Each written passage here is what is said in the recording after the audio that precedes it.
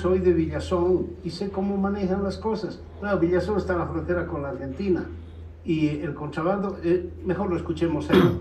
Este diagnóstico terrible de la Cámara de Industrias, donde el contrabando sube, sube, sube, no paga impuestos para nada y nosotros somos los que pagamos. Primero lo voy a saludar. Gonzalo, ¿cómo te va? Hola Mario, muy buenos días, muchas gracias por la invitación.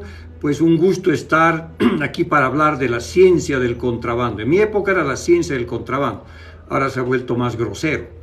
Porque si te comento una anécdota de un periodista, bueno, que así lo llamamos nosotros de manera equivocada, por supuesto, pero tú sabes que don Antonio llevaba los periódicos de La Paz a Villazón, el Hoy, el Diario, Presencia en esa época, y llevaba unas aucas gigantescas, muchos periódicos, y por supuesto no era para todo el mercado, se leía mucho en Villazón, pero imagínate la cantidad, llevaba torres de periódicos, y resulta que llevaba los torres de periódicos, regalaba y vendía unos cuantos, y otra vez torres gigantescas volvían a La Paz. Y nos contrataban de niños a nosotros, a chicos que vivían cerca de la estación de Villazón, nos contrataban para colocar calzones de goma. En la época estaban muy de moda, no había todavía los pañales, estaban calzones de goma y nosotros poníamos entre los periódicos centenas de calzones de goma, nos subíamos encima, apretábamos y don Antonio, que era conocido como el periodista porque llevaba el periódico a Villazón, volvía a La Paz cargado de noticias, pero entre las noticias iban los calzones de goma. Entonces comprenderás que en esa época pues era una ciencia, tenías que ocultar, tenías que usar muchas malas artes, tenías que ser más sofisticado. Ahora por supuesto con un camión armado pasan toneladas de muchísimas cosas, ¿no? Claro, esto que parece en realidad una campaña de difamación a los periodistas es una simplemente es una parodia a lo que existía en ese instante, pero claro, era Villazón, es otra circunstancia. Ahora de pronto que hay 1000 Villazones y están los puntos fronterizos con Chile, con el Perú en el Desaguadero, en el Brasil no te cuento, en la Argentina, con Tarija, etcétera, etcétera. No sé si ocurre algo con el Perú, pero estamos rodeados ahora, Gonzalo. Bueno, mire, el tema del contrabando, por supuesto, es tremendamente gigante. ¿Cómo se te ocurre que yo voy a hablar mal de mis colegas y hermanos periodistas? Por Dios, era simplemente una anécdota, no seas malo. Entonces, en el tema del contrabando hay que ver de dos lados, ¿no? Porque el contrabando que hace el contrabando al que se refiere este estudio de la Cámara Nacional de Industrias, que es muy bueno, habla de que el contrabando subió de 1999 de $1.000 millones a 3.331 millones de dólares el año pasado. Se ha multiplicado por más de 3 el contrabando de importación, que entra por las fronteras que tú has mencionado. Pero también hay un contrabando gigante de exportaciones que a veces no lo mencionamos. Gasolina, diésel, oro, garrafas de gas, que fácil salen otros 3.000, 4.000 millones de dólares por esa vía. Entonces, el contrabando se ha vuelto un modus operandi, de alguna manera, de este modelo primario exportador rentista, porque es un mecanismo a través del cual han encontrado, ¿no es cierto?, la piedra filosofal para el modelo económico, manteniendo un tipo de cambio nominal, ese que encontramos en la calle, ese que preguntamos en la camacha, ¿a cuánto está tu dólar? Ese es el nominal, que está fijo en teoría, ¿no es cierto?, a 6.96, pero bueno, en el paralelo ahora es un poco más elevado, pero ha estado fijo hace muchos años. Pero el tipo de cambio real, lo que te muestra cuánto puedes comprar o vender de otros países, se ha apreciado. ¿Qué significa eso? Que traer cosas de Perú, de Chile, de China, de Argentina se ha vuelto muy barato, no solamente porque nuestro cambio está fijo, sino porque ellos han devaluado las monedas, ¿no? Entonces, esa es una de las explicaciones por las cuales se ha generado esta renta gigantesca. Mario, nuestras importaciones han subido de algo como 3.000 millones de dólares a 13.000 millones de dólares en los últimos años. Y si a eso le pones 3.000 millones de dólares de contrabando, tienes 16.000 millones de dólares. Eso es 4 veces lo que hace en su mejor momento el sector gas. Entonces, es una economía gigantesca, deliberadamente utilizada para generar una renta brutal en la economía, apropiada de manera desigual, por supuesto, los más ricos, grandes proporciones de contrabando, y los más chicos, obviamente, en la pobreza, para apropiarse.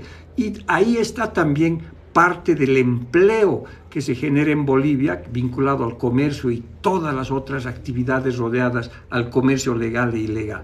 Entonces es una economía gigantesca, no es un problema simplemente de la crisis de estos años, sino es el modus operandi de un modelo primario exportador que se basa, ¿no es cierto?, en una economía ilegal, de comercio sobre todo, gigantesca, donde probablemente se generan entre 2 y 3 millones de empleos, ¿no? Entonces es una situación sumamente compleja que gestionarla simplemente por el lado administrativo no funciona. El gobierno hace años que hacen esfuerzos, campañas, capturan una cosa aquí, otra allá, pero obviamente no impacta directamente. Tú puedes poner a la policía, al ejército boliviano, a los ponchos rojos, a la columna sur, a los Boy Scouts y todos los de Villazón agarraditos de la mano en la frontera para que no pase el contrabando en Bolivia. No va a ocurrir eso, porque las rentas que se producen debido a la diferencia del tipo de cambio son enormes, son gigantescas. Por lo tanto, pues llevar y traer cosas ilegalmente es un negocio que da mucho empleo, que da soporte político y que ha generado una renta gigantesca en los últimos años, que el gobierno lo ha llamado proceso de cambio en gran medida para el sector comercial. Pero en realidad es esta economía gigantesca gestionada por un capitalismo de amiguetes, porque tú utilizas el tipo de cambio para distribuir renta. Y encima, con un tipo de cambio real apreciado y productos que te invaden de otros países, pues te ayuda a bajar la inflación. Entonces, se enaquina en el manejo de la política pública, pero un impacto dramático para la producción nacional, ¿no? Ah, caramba, qué dilema, ¿eh? Qué dilema por varios lugares. Produce mucho empleo, tenemos empleo. 2, abarata las cosas, queremos cosas baratas. 3, hay un contrabando de hormiga de millones y millones de personas, no sé si millones, pero y hay también los poderosos, y los bolivianos estamos chochos de la vida celebrando, por ejemplo, la construcción de unos cholets que nadie sabe de dónde sale el dinero. Pero es un dilema económico, Gonzalo, lo que estoy viendo. La gente, es decir, la gente liberal dice, el Estado que no se meta en nuestros asuntos, pero en el momento de controlar contrabando sí que se meta. ¿Es un dilema ese? Bueno, mira, en realidad, digamos, los liberales o los libertarios, que ahora se llaman y están de moda con la aparición de Milei, te dicen, pues, hay que liberar totalmente, hay que legalizar el contrabando. Digamos, es hacerlo formal, ¿no? Pero a rigor en Bolivia ya no existen, pues, aranceles hace mucho tiempo. Tú estás importando 16.000 millones de dólares. Y esa es una renta gigantesca. Y genera algunos empleos de calidad, pero la mayoría son ocupaciones de sobrevivencia, ¿no es cierto?, que están sometidos obviamente a unas condiciones laborales muy precarias, donde trabajan 10, 15 horas al día, donde la productividad es sumamente baja, ¿no? Mira, Villazón, cuando yo vivía en Villazón en los 70s, sobre todo parte de los 80s,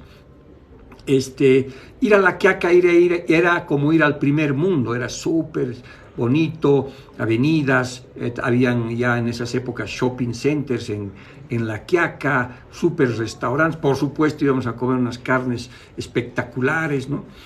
Hace unos 4 años, antes de la pandemia, llevé a mis hijas a Villazón para que conozcan las raíces de su padre.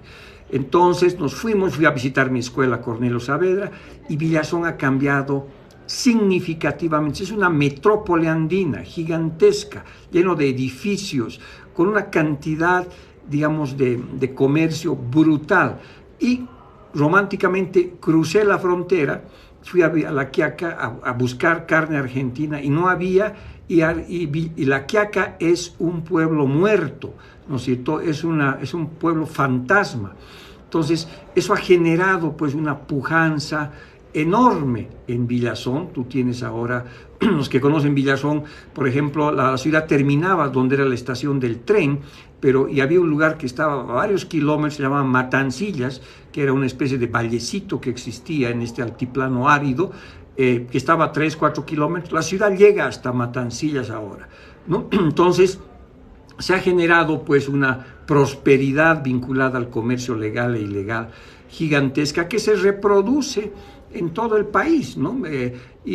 Pero por supuesto genera empleos de muy mala calidad, no debían llamarse empleos, genera muchísimos problemas, y el desafío es cómo transitas, cómo haces que 2, 3 millones de personas que viven de manera directa o indirecta del comercio ilegal, pues busquen otras alternativas. Es sumamente complejo. Entonces tendrás que ir poco a poco asimilando partes de esas, conectando el comercio a la manufactura. En fin, los desafíos son complejos, pero que ha sido uno de los principales instrumentos de creación de renta, a través del cual el gobierno ha creado unos nuevos ricos, especialmente para los que son privilegiados, que ha sido el mecanismo de distribución de renta más importante, que hemos utilizado el tipo de cambio para generar esta renta, que hemos gastado buena parte de las reservas internacionales del Banco Central de Bolivia para mantener el tipo de cambio nominal fijo y por lo tanto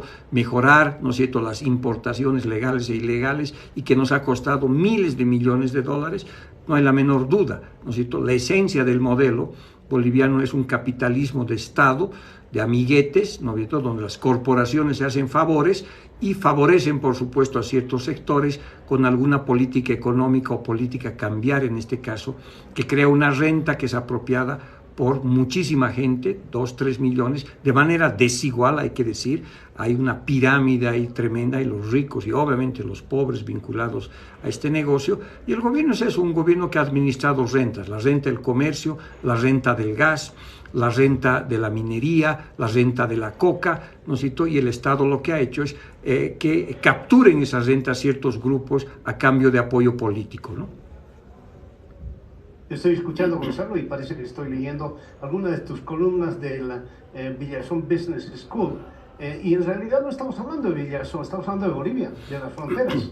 Estamos hablando de todo eso. Alguien muy simple, con un análisis muy simple, te dirá: Gonzalo, pero ahí está la prueba. Villazón está muy bien, La Quiaca está muy mal. Acabas de decirlo, nuestra economía está bien.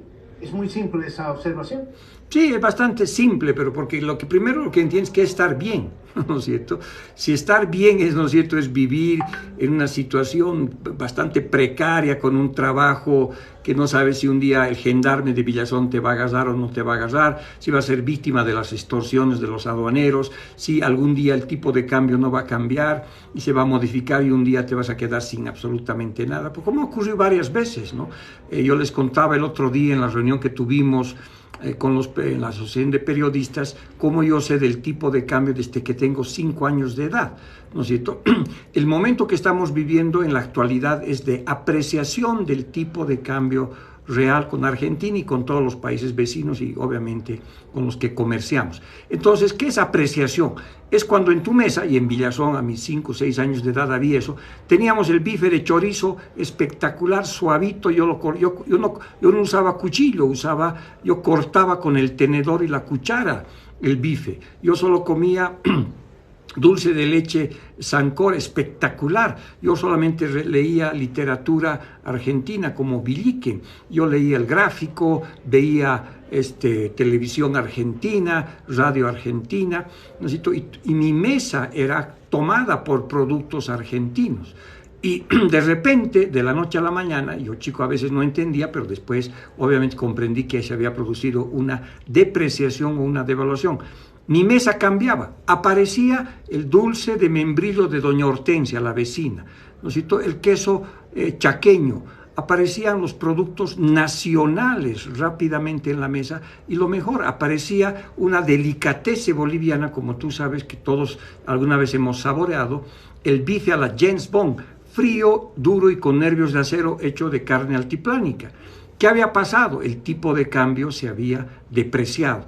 Por lo tanto, se habían encarecido las importaciones nuestras. Y eso ha ocurrido varias veces y puede ocurrir nuevamente. Entonces, el hecho de asimilar bienestar, de decir que estás bien cuando tienes una burbuja de consumo de enorme inestabilidad, digamos, no es la mejor referencia. Todos hemos tenido un amigo que de repente aparece, era flaquito, chiquitito, ¿no? Y aparece con unos músculos espectaculares, sus brazos dinamita, sus pechos dinamita, ¿no es cierto? Tremendo, musculoso, y le preguntas por qué en cuestión de algunas semanas o meses has tenido este cuerpo. Ha tomado anabólicos, se ha inflado.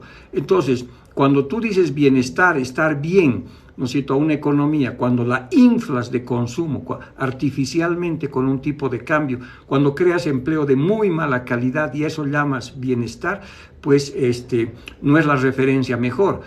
Hay otros tipos de bienestar que son los que quisiéramos que haya en Bolivia. El bienestar asociado al comercio, ¿no es cierto?, es pasajero, es una burbuja de consumo. Ahora, siempre puedes decir, pues es peor a nada. Por supuesto que es mejor a nada, ¿no es cierto? Pero la perspectiva debería ser, pues, no achuntarle abajo, sino achuntarle arriba, y hay posibilidades de que, inclusive en el comercio, las cosas mejoren si tienes políticas económicas y públicas que apuesten al empleo de calidad, por ejemplo, ¿no? Gonzalo, aparentemente, pero estamos a la par con la Argentina en un punto, y con Venezuela. Acaba de publicar el Estudios Públicos Populi, el índice de libertad económica en América Latina, junto con Venezuela y Argentina. Bolivia ocupa de los últimos lugares en libertad económica. Y qué raro, en los primeros lugares en el mundo está Singapur, están países absolutamente desarrollados en el marco capitalista. ¿Cómo ves tú en esto de libertad económica Bolivia en los últimos puestos de América Latina? Bueno, realmente es bastante paradoxal, ¿no? Y bastante sui generis, por decir algo, porque por una parte, evidentemente, tú tienes un sistema formal que está lleno de reglas, que para armar una empresa tienes que pasar por 1500 pasos, que siempre impuestos te está siguiendo y persiguiendo, que no tienes los incentivos suficientes, que has creado una geografía gigantesca de empresas públicas que te compiten de manera privilegiada. Es decir, sin duda alguna, por una parte el Estado pues se está metiendo en tu vida. Ahora, por ejemplo, va a decidir si tú puedes seguir trabajando o no puedes seguir trabajando. Te dicen, puedes jubilarte hasta los 65 años, pero si quieres seguir trabajando tienes que ir a visitar a un hermano y compañero médico, ¿no es cierto?, que te va a decir desde el Estado si tú puedes seguir trabajando. Te hará un examen de sangre, de orina, y te dirá si 2 más 2 son 4, y con eso te va a subir el dedo o te va a bajar el dedo. Es el Estado que se mete brutalmente en la vida privada, en la vida de las empresas, y por supuesto este índice que tú estás refiriendo está midiendo eso. Pero paralelamente tú tienes pues el mundo de la chipa libre, donde probablemente Adam Smith, los libertarios, podrían tener una alegría infinita, ¿no es cierto? Porque tú te imaginas ir a gritar ¡viva la libertad, carajo!, en Villa Tunari o en la feria de 6 de julio, donde realmente la libertad para hacer lo que quieras es total, ¿no? Entonces, esas son las contradicciones, ¿no? Porque por un lado tienes una economía informal gigantesca, gran medida basada en el comercio que veíamos, no pagan impuestos. Los impuestos que se dejan de recibir por el contrabando son como $1.000 millones. Eso es solo el contrabando. Imagínate si pagaran impuestos. También los formales son como $13.000 millones. Imagínate si pagaran impuestos los cocaleros, otros $3.000 o $4.000 millones. Imagínate si pagaran impuestos los cooperativistas mineros, ¿no? Ahí tienes otros 3.000 millones de dólares. Entonces, viven dos mundos en Bolivia, uno de chipa libre, donde vale absolutamente todo, donde todos tienen rentas, ¿no es cierto?, y no pagan impuestos prácticamente, y el otro donde sí pagan impuestos, pero los extorsionan. Entonces la libertad económica está entre esos dos mundos tan particulares que hay en Bolivia, ¿no? Entonces, por supuesto que el desafío es cómo sintonizar ambos mundos, cómo la gente que paga toda su vida impuestos pague menos impuestos y los que nunca han pagado impuestos paguen un poquitito por lo menos, ¿no es cierto? Porque igual reciben servicios sociales, reciben beneficios del Estado. Entonces, el tema de la libertad económica en Bolivia viven de esos dos mundos, ¿no? Un mundo donde absolutamente vale todo, ¿no? Donde puedes producir, hacer, vender lo que quieras, ¿no es cierto?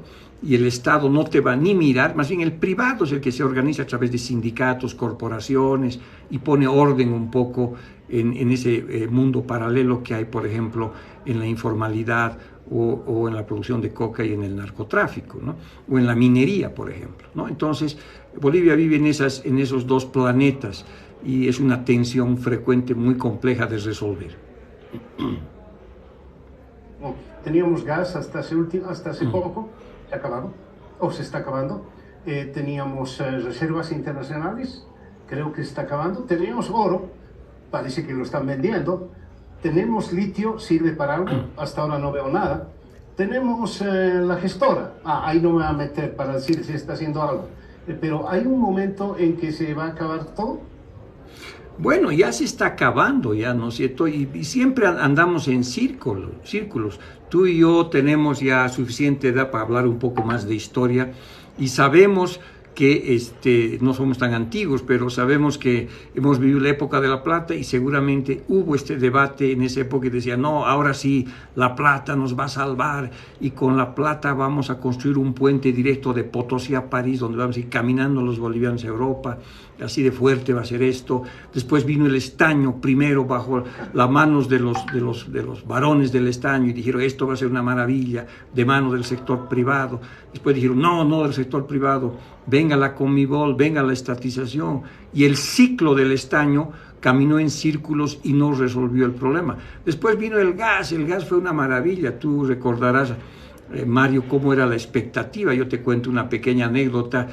Allá por los años 80, yo fui, cuando estaba comenzando la era de gas, me invitaron a San Diego, California, a una reunión espectacular de gas donde había 1,000 delegados de todas partes del mundo, o sea, una reunión realmente importante. Llego en avión al aeropuerto de San Diego. Nunca en mi vida a mí me había pasado esto. En vez de ir por donde iban los mortales, la manga del avión, yo tenía una escalera especial directo a una limusina. En esa limusina, tomando un whisky Macallan 18, llegué al hotel. En el hotel me esperaba un cuarto con una piscina espectacular dentro y mi credencial maravillosa. Al día siguiente salgo, un desayuno brutal, otra vez la limusina me lleva al evento. Llego al evento, 1,000 personas, no sabía cómo entrar, saco mi credencial dorada y como Moisés en el Mar Rojo se comienza a abrir la gente y aparezco en la primera fila. ¿Y por qué estaba así? Miro la primera exposición y la primera PowerPoint. ¿Y qué había? El mapa de América Latina. Bolivia al centro de la región latinoamericana. Éramos la Bolivia saudita. Éramos el momento donde salía de Bolivia. ¿Cómo? Salía... Bueno, estaba acabando, Gonzalo, en todo caso, mil disculpas, Gonzalo, sí. Si tengo alguna inestabilidad aquí en la electricidad. En todo caso, si me está escuchando todavía, te agradezco mucho tu valiosa participación siempre en Radio Fides. ¿Nada? Ya no están, yo los oigo bien. Hola, 1, 2, 3, ¿quieres que vuelva a entrar? Un momento, Gonzalo, vámonos a un corte, por favor. Va. Hola. Dale, Claudio. Muchísimas gracias, Mario. Vamos a tratar de restablecer unos segundos la conexión por internet, porque nosotros tenemos que hablarles de unos consejos importantes, unos consejos de salud, consejos para todas aquellas personas. Bueno, entonces les decía, no sé qué pasó, se cortó la llamada. Entonces le estaba diciendo que llegué y vi de alguna manera el mapa, y del Bolivia salían 3 gasoductos a Brasil, 3 a Perú, 2 a Argentina, 1 a Chile, éramos el centro. Hace unos años he ido al mismo evento, nadie me ha ido a esperar, transporte público, un hotel Chapi, he vuelto al seminario en la última fila. ¿Qué había pasado con el mapa? Bolivia, en vez de ser el centro de distribución, le habían hecho un loop. Ese era el momento en que, ¿no es cierto?, Bolivia pasó de ser de lo que era Burundi, o sea, lo que era la Arabia Saudita, la Bolivia Saudita de Sudamérica, a ser Burundi.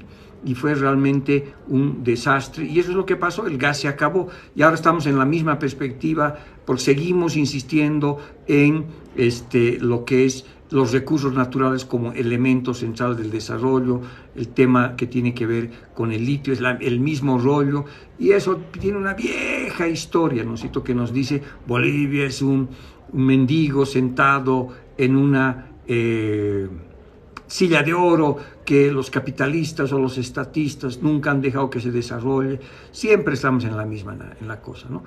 Hacia adelante hay perspectivas, pero como yo diría, lo importante es sin duda alguna comenzar a pensar ya no en los recursos naturales como centro del desarrollo, sino en el capital humano. Ustedes, ¿no es cierto?,